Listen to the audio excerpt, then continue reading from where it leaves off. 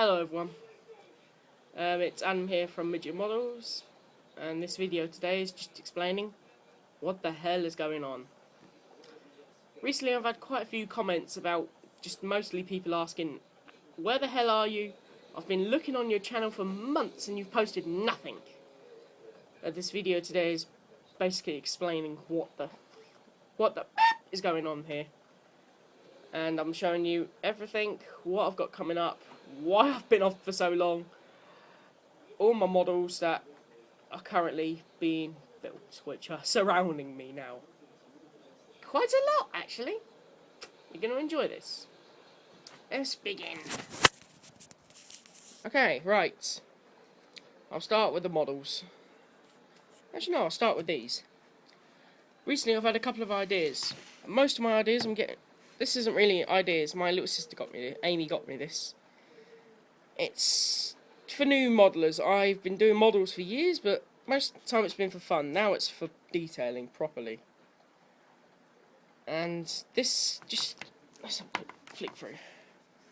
This explains what you should do before you start a model, building up a necessary stock, and while you're doing your model. It talks about James May's supersized Spitfire. Oh, it's actually quite a good little book. It tells you about some of the really old Airfix kits. Some of the really, when you get a new kit, tells you what to look for, flash, sprues, everything, ejector marks, everything like that. It tells you every Spitfire kit that Airfix have produced from 1953 all the way up to... You'll probably see a few of these photos and go, oh, I built that. All the way up to 2010. Tells you everything about tanks. James May's huge Spitfire. And in the back, it gives you a step-by-step build guide to this one, which I'm hoping to pick up soon. The Mark 19 Spitfire. Tells you everything, how it should be done properly. Everything. Gives you little pointers on the kit. And then in the back, these sheets here tell you every single Airfix kit that's been produced since, well, 1949 till 2010, I think. Yep. Until 2010. That's actually quite a good little book my little sister bought me. Here, I've been picking up the last couple of Airfix model mags recently. No reason, I'm just having a look to see what people were doing in them. And you may see on the front this is the Curtis Helldiver. This is the old kit, just reboxed. New artwork and everything. Trust me, it's still the old same kit. I bought this years ago. And a lot of you probably saying, oh my god, I built that when it first came out as a kid. It's actually quite good, the Airfix mag. I pick it up, it gives you a few builds. Not all just from Airfix, here we are.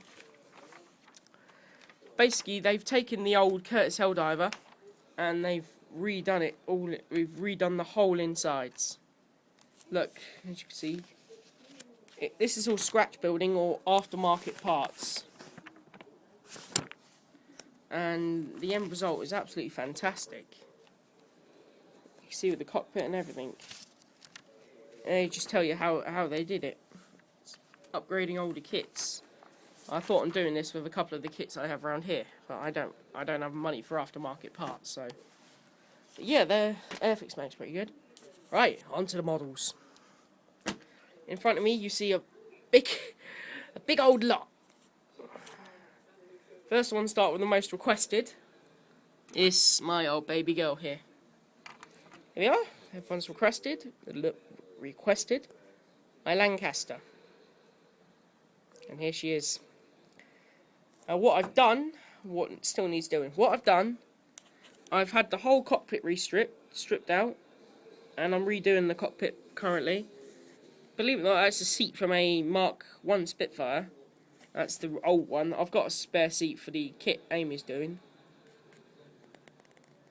For Amy's little kit.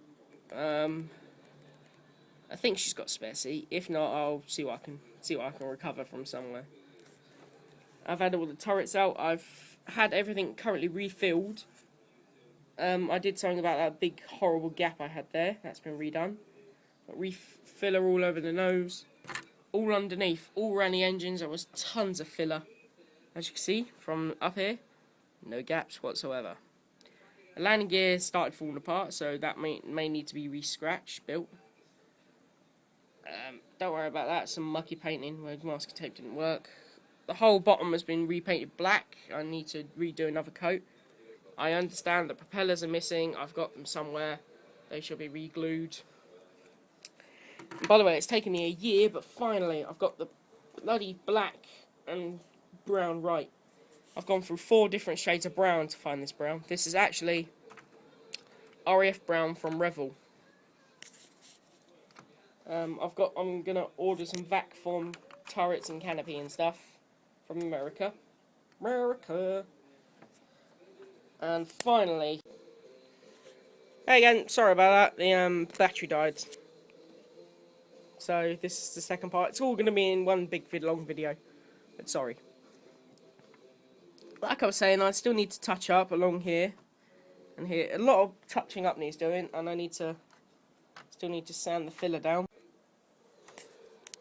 Like I was saying, the Lancaster still needs a bit of work. After that, it just needs some the things that are left to do: camo in, repairing bits and bobs, fitting landing doors, that kind of thing, decaling, final display. As for the DC3, we'll bring this over. Sorry, my battery's going again. I need to go fast. I've had her repainted. My friend Sarah actually repainted this one, and she's done a very thorough job, if I'd say so. A couple of odd spots, but that's manageable. The crew are still fitted, surprisingly. Still in there. Again, this is in the same colour as the Lancaster, Revell Brown.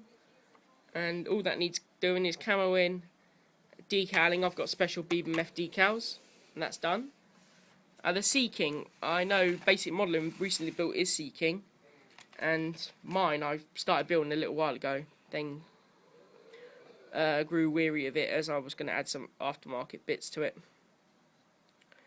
She's looking good. I need to mask all the windows before final painting.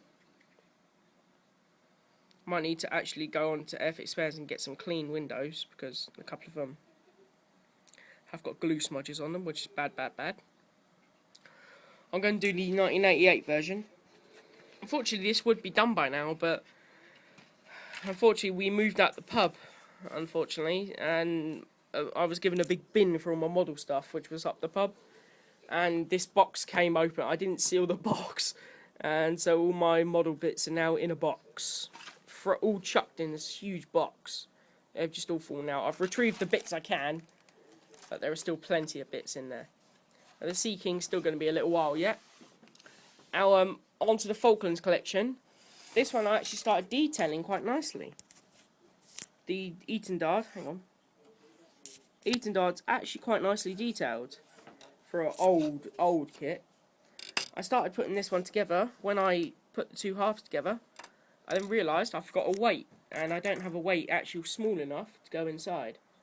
At one point I was using drill bits, old drill bits Dad didn't need. Then he'd come back to me a week later and say, "Have you still got this drill bit?" I'd say yes. He says, "Well, can I have the back for my drill?" So I'm going to go over to my mum's and get a big screw and nut set. She's got old nuts and bolts. They'll fit in there with a bit of blue tack nicely. That's actually how I weighed down my Skyhawk. And that's halfway there. I can get that done soon. This month is Battle of Britain month, but I've actually bought a couple of World War I kits, which I'm thinking on getting done. I'm not too sure yet. This is my sock with camel so far. She's very nice. She's been nicely done. I know you can see a bit of shiny glue, but I'll sort that. She's been very nicely done. But everything done correctly, surprisingly. I even got the wooden effect done around the cockpit, which surprisingly using electrical tape for masking tape, which is a pain in the arse, but it still worked. Yeah, this is quite nice. It just needs landing gear, which keeps falling apart. It's landing gear fitting, it's propeller fitting. Propeller and landing gear again in the spare spot in the big bin where the box came open. And the bombs are quite nice actually.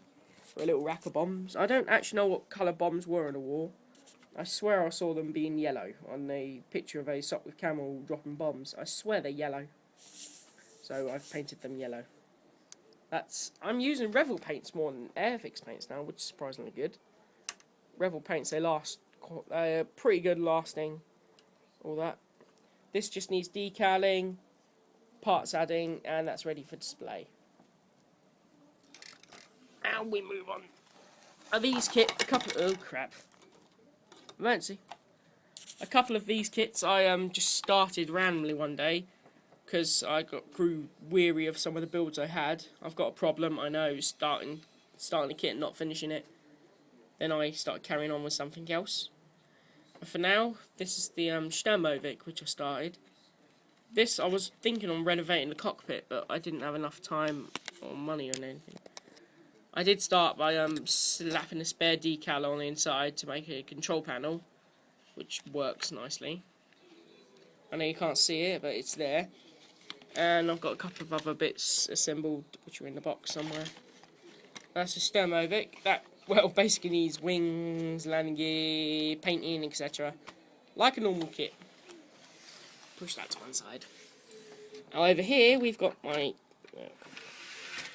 Over here we have my Titanic, which I had from Belfast. I've started painting that. All this is painted black and white. I know it still needs some touching up because you can see some bits are smudged. The propellers are fitted. The drive fitted. And the deck I've started painting and adding the white parts. That's coming out quite nicely, surprisingly. I know it looks really sloppy, but up close it's alright. No, from far away it's alright, but up close it's quite sloppy. I've got other bits of decking that I've painted and started brightening up. That kind of thing. That should be quite nice if I can detail it correctly. It's finished. Finally! Over here though, this is the new Airfix Mustang. I've got two options for this. I'm either going to finish it as it is. Hang on, it's in here somewhere. Come on out, get out. Sorry, give me a second, got your hands in there. Look at the eating guard for a second. There we are. Now, if someone online can help me, is there actually a difference, apart from the engine, in look? Is there actually a difference between the P51D and the Mustang 4? Is there actually a difference? I know there's an engine difference. This one had a Merlin while the other one had a whatever it was engine. Is there actually a difference in shape compared to the two models? Or compared to the two aircraft? Because I'm thinking on slapping the big beautiful Dole decals on this kit. Because my other Mustang, the old Airfix Mustang, isn't going to plan. I'm thinking on slapping the decals on that when it's finished. There's still a lot to be done on that yet. But that's getting there. I unfortunately had to stop filming that when we moved out the pub. So the challenge unfortunately did not proceed. I got most of it assembled without tools. Believe it or not, I'm using Humble. I had to use Humble 30 for the cockpit, which has come out quite poor because it's an Airfix kit. It was an Airfix paint in the kit, so it's really, really crap. But I'm thinking on restripping that and having all the cockpit redone in the original colours and stuff, and having it properly done. That's all the models I've got on the go. Here's one I picked up the other day. It's very small. It'll probably be about the same size as the Sopwith Camel when it's done. So a little dogfighter. It's a Fokker E3. Very, very weird looking thing. I'm going to start that. I've opened it up and I've done an inbox review, which shall be posted up later tonight when I get the mums. I'm going over to Mum's tonight. I might be staying night, but I'm going to try and upload a few inbox reviews for you all to have a look at. Because I know a lot of you are probably really pissed off with me for not uploading anything. But yeah, this little Fokker looks quite nice. Actually, there's no cockpit detail inside, but it's quite a nice panelled little kit. It should be quite nice to build. A lot of you are probably wondering what the f is with the box. This, in fact, is a model box with all my model tools in it at the moment. It's just an old DIY box which I picked up for a couple of pounds, and I've put all my model gear in it. It's basically my travel box. Now we'll pop it open. Top half, I've got all my small paint brushes, detailing brushes, a couple of Humbrol paints, or Airfix paints. I've got my filler and my knives and tweezers and stuff all in the top row. Let's see if this works if I open it up. Aha. Down on to level 2. Level 2 involves the rest of everything. Got all my masking tape in here. Some more Revell paints. Glue, pencils, miscellaneous bits. This Revell contactor glue, I spoke to one of my modelling mates. It's just basically Revell glue in a jar with a little stick, with a little brush applicator. I've got my Clearfix, which surprisingly is still going. Also got all my cocktail sticks for modelling. I use these as rigs, jigs, stuff. I've got all my large paint brushes. All my large paint brushes for bigger models like my Lancaster and DC3. And underneath that I've got all the other Airfix paints. Onto level 3. This is a big one. I've got a toothbrush, I use that for cleaning up parts and stuff. Or if I can't really explain what I use it for. It's not for hygiene, it's definitely a modelling term. Scissors for decals and those parts that won't come off. Another modelling knife. My masking tape holder. It's quite handy. Got the roller already in it. These don't work. I've lost all the nubs and they're all sealed. But I use these for, I unscrew the lids. And I use them to refill up my Revell glue, Revell liquids. Revell liquid. And finally, all my Tamiya and Revell paints. Plus a mixture of Humbrol's. Now this is all the paints I have. I've still got plenty. Basically, I only pick up, if I pick up a Revell kit, I only pick up what it says on the box. Like I said, I picked up a, whatever it says there. Sorry, it won't focus. Whatever. I basically pick up everything I can from there. But to say, I've also got me starter tubes of glue. They always come in handy. I know it puts spots all over the model. It's annoying. I'd rather use that, which I have currently been using on my models. Like I said, on the that's my new modelling box, which doesn't actually go back together right. So I'll just put that to one side. Hang on. So overall, I haven't been modelling for so long because I've been at work and stuff, signing on. Plus, I just haven't really been in the mood. I've got back into it in the last couple of weeks or so. Mostly been working on the Lancaster actually. Nothing else has really got my attention. I'm working on a lot, basically, but for now I'm just working on the odd kit here and there, wherever I feel like. And I feel like starting that one, but I'm going to resist the temptation to do so. I think I should get the Sopwith finished first, so I can actually get something uploaded. The P39 is finished, and I shall be uploading that later today, if I go over to my mum's tonight, which I hopefully should be able to. I should be doing. Again, I do apologise so much for my tardiness. As I was saying, this month is Battle of Britain month.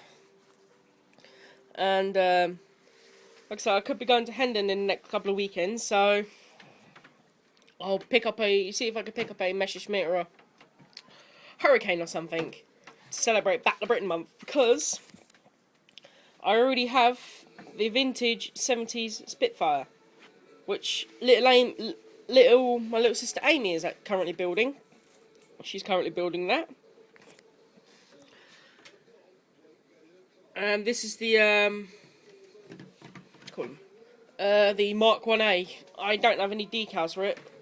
No, I do. Right, I've got decals for it. It's very nice. It's a very nice little kit, actually. And it's going to be the original Mark 1A Spitfire. The old Airfix one. Doing that for Battle of Britain month. And I'll see what else I can pick up or do for Battle of Britain month. And next month is going to be biplane month. I don't know if there is an event in October for biplanes, but I'm going to do biplane month next month, or it might be one this month. I might do just this one this month and that next month. And after that, I'm just going to carry on with the originals. The original lot. I might get this one done next after Battle of Britain month and biplane month. So I like this kit. It's very nice. I didn't show you cockpit. The cockpit is actually quite nicely detailed. Sorry, I'm shaking. I'm cold. It's freezing in here. But yeah, again, I apologise for taking so long with everything. And tonight I should be uploading inbox reviews for the following. The Fokker E3, which I already have an inbox review ready for. As you can see, it's open. The Sea King shall be inbox reviewed. I haven't done an inbox review for the Ethan Guard. I've done one for this, but this will be uploaded along with the video. Yep, I'm sorry, spoiler alert. This will have its inbox review uploaded.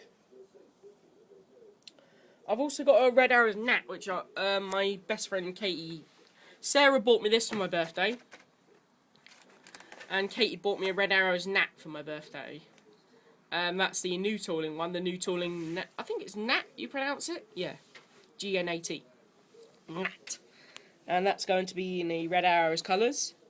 Should be quite nice. It's actually a pretty nice detailed kit. I'm really looking forward to doing it. Same with this one. This was a nice detail. Nicely detailed kit. Bada bing, bada boom. That's the cockpit. You can't really see it very well. But yes, again, I thank you all very much for your patience with my tardiness. And we're going to leave it at this. Thank you very much again for watching. And in the next couple of days, I should have some inbox reviews for you all. And I shall get the Lancaster and everything finished for you. Thank you very much, Midget Modelers. I shall speak to you all soon. Goodbye.